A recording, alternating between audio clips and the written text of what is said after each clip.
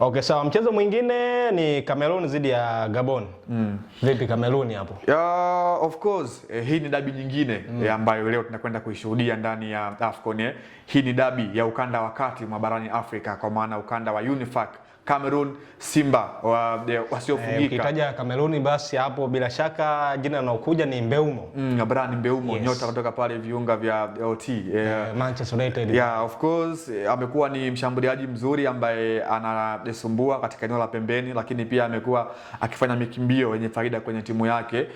The same kwa Gabon, hii leo wanakwenda kummiss mshambuliaji wao kiongozi, kwa maana ya Pierre-Emerick Aubameyang, yes. Nyota wa zamani wa Arsenal Gunners, ambaye alipata majeraha kwenye mchezo wa ligi kuu ya Ufaransa na ataukosa mchezo huu, lakini mchezo ambao utafuatia atakuwepo dhidi ya Mozambique. Kwa hiyo unaona Gabon wanakwenda kuingia kwenye huu mchezo ambao ni dabi, na tumeona kwenye dabi nyingine ambazo zimepita kwenye michuano ya AFCON tumekuwa tukienjoy mpira mzuri. Tumeshuhudia dabi ya Kosafa juzi, South Africa dhidi ya Angola, kilipigwa kweli kweli, kiliwaka. The same na leo naona Cameroon, mabingwa mara 5 hawa wa michuano hii ya AFCON, ambao hawa ndio mabingwa namba 2 ukiondoa Misri, hawa ndio wanaofuatia kwa kutoa hitaji mara nyingi. Mara ya mwisho akitoa mwaka 2017 finali ambazo zilifanyikia pale nchini Gabon. Unaona kabisa kuna uwiano kati ya haya mataifa mawili ambayo wanatokea Afrika ya Kati, kwa maana Cameroon ambao hawa wamekuwa na rekodi nzuri katika hii michuano. Kuna baadhi ya wachezaji wao ambao ni legend wakati huu wamekuwa wana rekodi ambazo mpaka hivi sasa hazijavunjwa. Kwa mfano, aliyewahi kuwa kocha wao na mzungumzia Robert Song, ambaye sasa hivi ni kocha mkuu wa timu taifa ya Afrika ya Kati, ambayo nao pia inatokea ukanda wa Afrika ya Kati. Huyu ndiye anashikilia rekodi ya kuwa mchezaji bora wa muda, yani mchezaji ambaye amecheza mechi nyingi za AFCON akiwa ameweka rekodi ya kucheza mechi 36. Lakini pia unapozungumza Cameroon utamzungumzia pia Samuel Eto'o the Fils, ambaye huyu ni rais wa shirikisho la soka pale nchini Cameroon, FUFA, ambaye huyu yeye kwenye michuano ya AFCON ameweka rekodi ya kuwa mfungaji bora wa muda wote kwa hii michuano, akiwa amefunga mabao 18, akifuatiwa na Laurent Poku, mshambuliaji raia wa Ivory Coast, ambaye huyu yeye amekwisha kustaafu. Kwa hiyo ni dabi ambayo mimi, mchezo ambao leo itakuwa utanifanya mimi nikose usingizi, ni huu mchezo Cameroon kutoka Afrika ya Kati UNIFAC, lakini pia Gabon kutoka Afrika ya Kati UNIFAC. Hii ni dabi nyingine ambayo tunakwenda kuishuhudia hii leo. Kwa hiyo itakuwa mechi ngumu kweli kweli, na ukikompare Cameroon wamekuwa wana ups and downs kwenye hii michuano siku za hivi karibuni. Wamekuwa ni timu ambayo inafanya vizuri, though safari hii mwalimu David Pogu kuna baadhi ya wachezaji ambao wamewaacha na kuweza kuzua gumzo. Kwa mfano Zambo Anguissa haya sio sehemu ya squad ambayo imeenda nchini Morocco kwa ajili ya hii michuano. The same kwa mshambuliaji hatari kweli kweli aliowafunga Brazil na kuvua shati akishangilia kuna pia story hapo ya Vincent Abubakar, kuna kwamba inasemekana nyuma ya pazia, lakini sijajua kama ni official. Kuna sintofahamu kati ya yeye na Samuel Eto'o. Je, ni chanzo cha yeye kati ya mgogoro huu umesababisha pia kutoitwa? Of course tumeshuhudia migogoro mingi ya rais wa shirikisho la Cameroon la mpira wa miguu kwa maana FUFA, ambaye ni Samuel Eto'o the Fils, mchezaji mwenye rekodi zake barani Afrika. Na tumeona pia juzi siku za hivi karibuni amekuwa na mgogoro na kocha mkuu David Pogu, na kila mmoja akiwa anataka kuonesha ubavu wake kwenye timu ya taifa. Huyu akisema huyu yani akita kikosi chake, huyu naye pia anatumia nguvu yake au kocha kutoka kikosi chake. Kwa hiyo haya yamekuwa ni maneno ambayo yanaendelea kuzungumzwa pale nchini Cameroon na rais wa shirikisho la soka pale Cameroon FUFA, ambaye Samuel Eto'o, kwamba amekuwa na baadhi ya maelewano na wachezaji amekuwa ni hafifu kwa sehemu moja ama nyingine. Lakini Cameroon ni timu kubwa ambayo ina wachezaji wazuri ambao wanafanya vizuri barani Ulaya. Umemzungumzia hapo Mbeumo, lakini pia yuko mlinzi wa muda mrefu na Utolo, yuko pia bwana mdogo Christopher Wu katika eneo la ulinzi. Ni watu ambao nimekuwa na wahusudu kwa sehemu moja ama nyingine. Na nimeona pia Abubakar Vincent ametoa yani ile kauli ya kila laheri kuelekea mchezo wa leo, na unaona kabisa kwamba licha yeye kutokuitwa ameonyesha ule uzalendo kwamba yeye pia umri unakwenda kuelekea maji ya jioni, pengine sasa ni muda wa vijana kuweza kuonesha kile ambacho yuko nacho. Kwa hiyo Cameroon versus Gabon ni mechi nyingine ambayo hii leo of course itakwenda kuwa mechi nzuri, lakini mimi binafsi yangu naona Cameroon ana wakati mgumu hii leo. Kwa nini?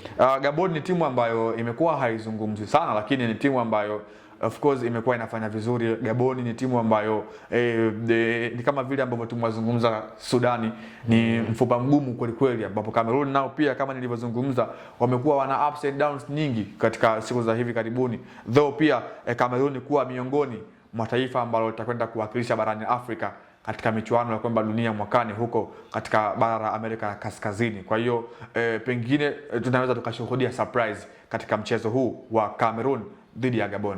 Okay, sawa. Kwa kumalizia, ukiachilia mbali mashindano yaliyopita na AFCON hii, ni kitu gani ambacho kimeongezeka zaidi kwenye hizi timu zetu hizi? Kwanza ni kujiamini kwenye hii michuano safari hii. Nilishawahi kuzungumza hapo awali kwenye kipindi hiki cha Ladha za Afrika kwamba katika safari hii makara ya AFCON hakuna timu ambayo ni mara yake ya kwanza kuweza kushiriki kwenye hii michuano, kwamba unaweza ukamstems kama underdog, though kutakuwa na timu nambari 1 uwanjani, lakini pia huyu mwingine atakuwa kama vile timu namba 2, lakini wote wana chachu na tamu ambao wanaifahamu kutoka kwenye hii michuano. Kwa hiyo hiki ndicho ambacho kimeongezeka hasa kwenye hii michuano. Ndio maana hadi leo tunavyozungumza mimi na wewe kwenye mechi ambazo tayari zimekwisha cheza takriban 8, hakuna mechi ambayo imeisha bila bao. Tumekuwa tukishuhudia bao kwenye kila mchezo, na raha ya mechi wanakuambia wahenga kwamba ni bao. Mechi ya ufunguzi nadhani hakuna mechi nyingine ambayo iliisha timu bila kupata goli. Nafikiri Kongo jana walimaliza bao 2-0 dhidi ya Botswana, makirikiri hawa. Kwa hiyo unakuja kuangalia, imekuwa ni michuano ambayo tuna enjoy kuona mabao, sisi wale ambao tunapenda kuenjoy mabao makali kama ya Ayubu El Kabi na Chazi Mombwa. Sawa, tukimalizia kwa jinsi mashindano yanavyoenda, ni timu gani ambayo unaona inaweza ikatoa ubingwa? Bado mapema sana. Watu tayari wameshaanza kutabiri. Of course bado mapema sana, kwa sababu hata kuna baadhi ya timu hasijamaliza zile raundi za kwanza. Kwa hiyo tungesubiri kwanza tuone yule nani ambaye anapewa nafasi, lakini mimi nimeshatangaza na nafikiri watazamaji wanajua kwamba mimi ni shabiki wa National Al Ahly. Nina combinations kidogo na haya mataifa ya Kiarabu, kwa maana ya Misri ndio taifa ambalo limekuwa ninalihusudu. Zimbabwe walitaka kutuvuta sharubu wanajuzi, lakini Mohamed Salah nyota akasema mimi nacheza EPL brother, akaamua kutupa matokeo mazuri. Kwa hiyo mimi naamini ni michuano ambayo kwa kuweza kujaji nani ambaye anaweza kuwa bingwa, pengine walao tungesubiria mpaka hatua ya 16 bora. Ndio swali lako hilo ulitunze, uje uniulize. Ni tukio gani ambalo limekuwa surprise kwako, ukizingatia hizi mechi mpaka sasa hivi zimeshachezwa 8? Tukio gani ambalo limekuwa surprise kwako kutarajia? Surprise nimekuja kushuhudia kwanza ni kwa jinsi ambavyo timu ambazo zimekuwa hazipewi nafasi kubwa kwenye mechi kuweza kuonesha kiwango kizuri. Tangia kwenye mchezo wa kwanza wa Komoro dhidi ya Morocco, tuliona Komoro nidhamu yao ya kiulinzi ambavyo walikuwa wanafanya. The same jana Botswana licha kupoteza mbele ya vijana wa Senegal, lakini pia walikuwa wanatoa mchezo mzuri, kila mmoja anaenjoy. Mfano mwingine kwa timu ya taifa Tanzania, watu wengi walikuwa wanaongea sana ama Nigeria na kikosi kizuri, lakini tukaona mpira ambao umeweza kupigwa.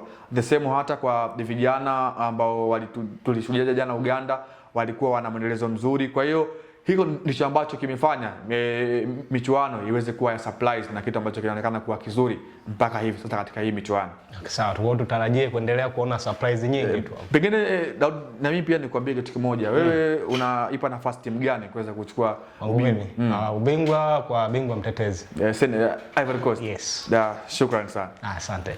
Mtazamaji wa Annual TV, hizi ni Ladha za Afrika ambapo tunakupatia uchambuzi wa kina na matokeo yote ya michuano ya AFCON inayoendelea. Jina langu ni Daudi Julius, niko na mchambuzi wangu hapa Leopard John. Kwa heri.